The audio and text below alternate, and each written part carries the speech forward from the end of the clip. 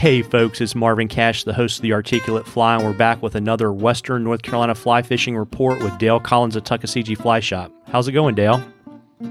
Good, Marvin. Keeping the air conditioner running. We're always in good shape. Well, that's great. I know we're kind of post 4th of July, and we're kind of trooping into the dog days of summer. How's the fishing holding up in Bryson City? Yeah, we're still doing okay. We're sitting and talking with Shannon Messer. He watches a lot of the USGS gauges around the area, and Cataloochee Creek. We're at 61.5 degrees this morning, and we're topping out around 66 this time of day, around 6 o'clock or so. So, you want to give the fish a break in the afternoon, and as the sun gets behind the ridge, you can pick back up fishing again right there before dark. But when the water hits 66, you don't really have to worry about catching the fish too much because they're going to shut down. So we've seen a light switch flip when that magic number hits 66. So, but when it's 61, fish on. So if you're vacationing with the family in the mountains of Western North Carolina, make sure you bring your rod. And if you got time in the morning, you can hit a creek or you go on a hike with the family. Take the pole with you and show your kids some fishing.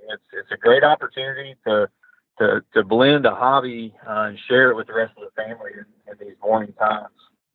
Well, that's great advice. And any pattern suggestions here in the middle of July? Yeah, the Christmas tree stimulator is one that Shannon Messer has cooked up there. He's Appalachian Flies on Instagram. Works with us day in, day out. But he's kind of developed that thing, and that's doing really well on national park streams.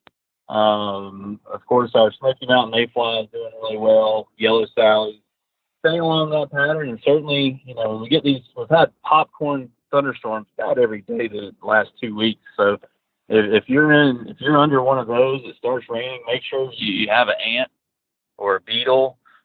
And tie that on and watch them react accordingly because they will certainly shift gears and they know it's raining. The fish know it's raining, so they know to start looking for those terrestrial patterns. Well, that's awesome, and I assume the smallmouth bite's just getting better and better. It is. Our trips of fish. We've actually had a couple trips fished through the heat of the day, which it doesn't feel completely miserable, but it's certainly hot. But the fishing didn't slow down at all. It stayed a really nice bite from about 2 o'clock all the way to dark, and we certainly expected it to be a little slower out of the gate, but it stayed strong. So we're seeing our smallmouth bite right now is really good, and they like this warmer weather. They don't like the turbidity that some of these storms bring per se, but we can still find them, and it's been good. Well, that's awesome. And folks, if you have a question for Dale, hit us up on the Articulate Fly Facebook page. And if we read your question, you get a little Articulate Fly swag. And before I let you go and crack a cold one this evening, Dale, why don't you tell us where we can find you? Absolutely. So we're located downtown Bryson City, 3 Depot Street. We got a giant brown trout statue out front paying homage to the Salmo Trotta. And then we're also in downtown Silva on 530 West Main, and then also on the web at www.tuckflyshop.com. And then, of course, all the social media outlets accordingly. Absolutely. Well, listen, folks, get out and catch a few. Tight lines, everybody. Tight lines, Dale. Thanks, Marvin.